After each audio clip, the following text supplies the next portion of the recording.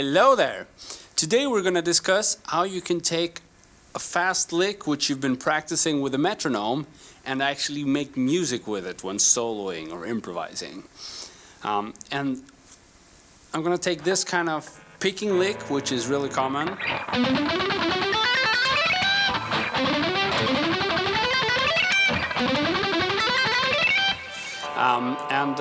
If you don't know that lick, you're basically playing 6 notes up. We're in the key of E minor here. 1, 2, 3, 4, 5, 6, starting from the D string. And then play the same thing, but first go back 3 notes. So, go back 3 notes. Except you don't want to be playing those 3 notes. So what we have is this.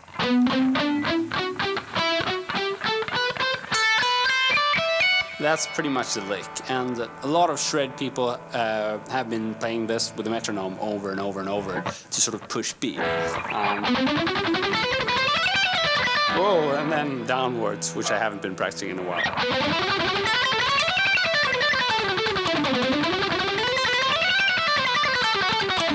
That's the pattern, and slowly.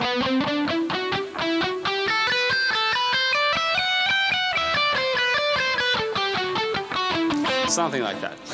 So this is just an example to get your mindsets right, so you understand what's needed to turn something that's just a boring exercise into music. The basic problem is that when we practice with the metronome, we don't teach the parts of our brain that do music. We don't teach those parts how to use a lick. We teach other parts of our brains, the parts that control the hands and muscle memory and that stuff. And that has nothing to do with music. But since you like listening to music, it means you have a part in your brain that's good at doing music. So what you're gonna do is basically take those techniques, patterns, which don't really make any sense to the musical part of your brain, and introduce those to the musical part of your brain. So that's what we're gonna do today. The idea is pretty simple. You use the lick you've been practicing and you play it in a musical kind of situation. However, as simple as it sounds, this is something that's very difficult for a lot of people. The simple answer is just do it a lot and you'll get good at it. But there are ways you can make it more enjoyable and learn faster pretty much. So what I like to do is, with this kind of speed pattern, to just do different endings, okay? Very few people can actually improvise for real with these kind of shred patterns. Because of the speed they're played at, it's going to be muscle memory that controls them. However, you can improvise with what comes before and after the fast lick. So that's what we're going to look at. So if we have this kind of thing, how can we end that in a musical way?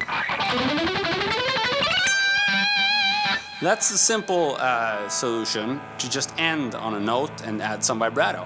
It can sound really cool. So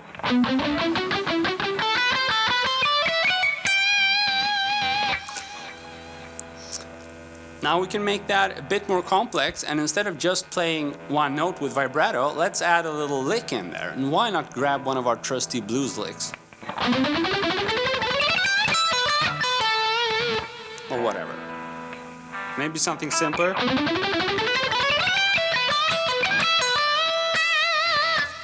Not sure that was simpler.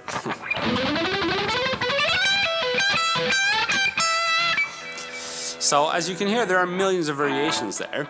Now if you're not really sure how to come up with these licks, then what you should do is learn some pentatonic blues licks, because that's what I was playing, in the key of E minor pentatonic. So we're starting with our shredding lick in the E minor scale from the D string, 9th fret. And then we're transitioning into our trusty old pentatonic box on the 12th fret, E minor. Now there are literally millions of variations here, but you could do something that's a bit more scalar and maybe just, you know, go downwards after you've played this lick. Let's try that.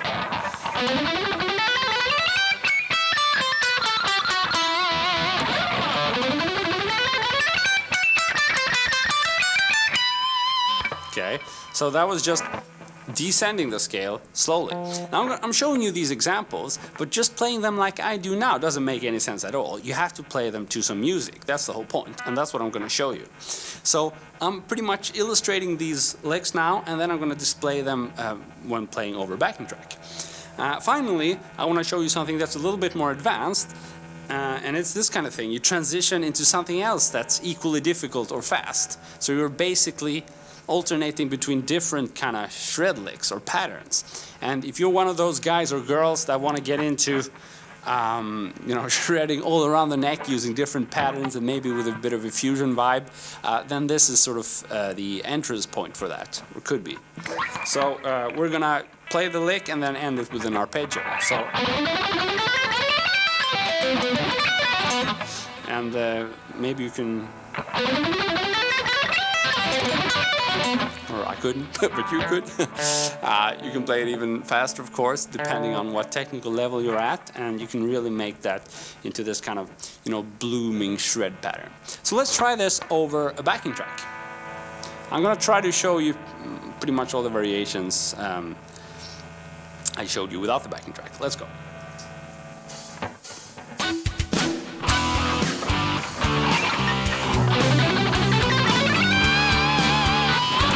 That was the one-note bend.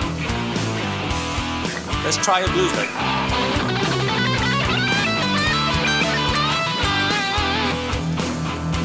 One more.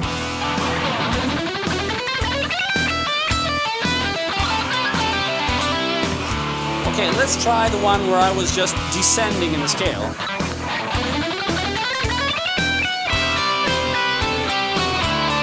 Pretty boring. Let's add some more stuff to it.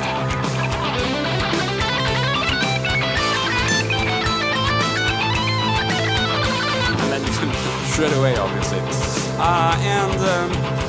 Let's do the more advanced one, where we're transitioning into an arpeggio.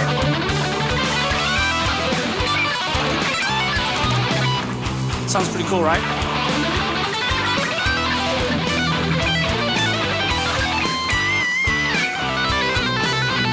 Off topic. Of course, I'm going to stop the backing track there.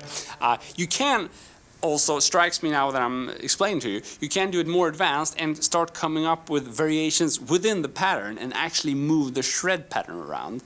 It's a little bit more complex, but what the heck, I'm going to show you an example of that as well. But first, you might be asking yourself, okay, so, you know, that guy is playing all this crazy stuff, what should I do with it? Well, the point is that you should probably not devote more than, you know, 50% of the time you spend on learning a new lick with a metronome. The other 50% or more should be spent in a musical kind of situation over a backing track like I did here. So I am pretty much showing you how you should practice your shred patterns and licks to be able to use them in a musical context. So you should be doing what I did here a whole bunch of times before you even, you know, can consider yourself ready to play this lick in a musical situation. This is how it should be practiced. And I gave you a bunch of practical examples how you can come up with variations to make that practicing fun and musically rewarding. That's the whole point of it. It should sound good. Musically rewarding is just a sophisticated way of saying that it should sound good. And whatever sounds good, only you can tell. These are examples which I think sounds good. Now I played the lick pretty fast. You can, you know, play it at your tempo. It doesn't have to be that fast at all. You can also choose maybe a simpler lick, like maybe a tapping lick. or whatever. The idea is the same. You know, you play your fast passage and then you add something slower and musical at the end of it, and that's where the improvisation comes in, because you can't really improvise with a fast pattern. It's all muscle memory. It happens so fast that your brain is not really connected to what your fingers are doing. However, as I said, at the end of the lick, your brain can start thinking again because there is time, and that's when you can come up with improvised patterns and actually jam. So at the beginning of this video, there was a long jam with me where I pretty much did that. I included all the shreddy stuff, and before and after them I tried to improvise as much as I could. Obviously I reused a lot of licks there as well, but you know, there's a little bit of improvisation happening in between the faster stuff. Okay, so finally, the more advanced example consists of moving around the shred pattern, as opposed to just playing it in the same spot and then adding a different ending. So that means we have a bunch of ways we can move this pattern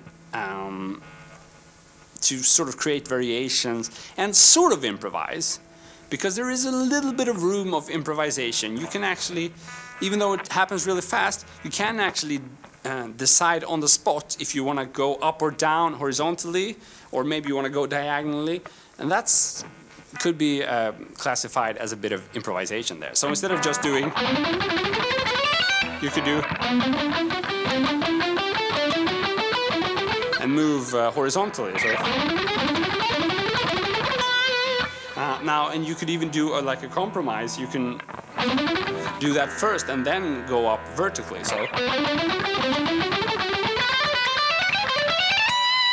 So there is a bit of improvisation happening there, and you can go in the other direction.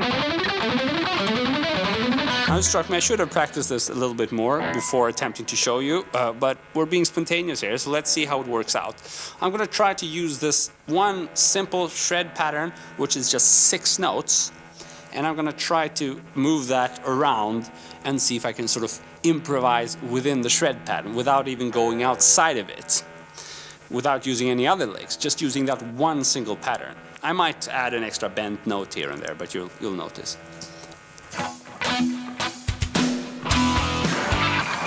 Okay, the first basic is just, you know that by now, so let's try. There's a variation.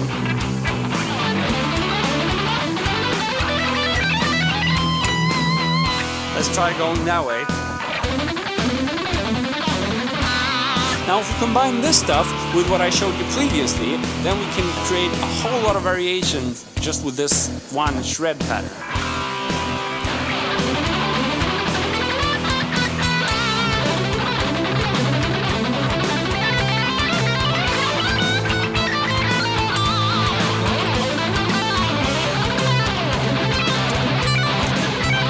Okay, more patterns there.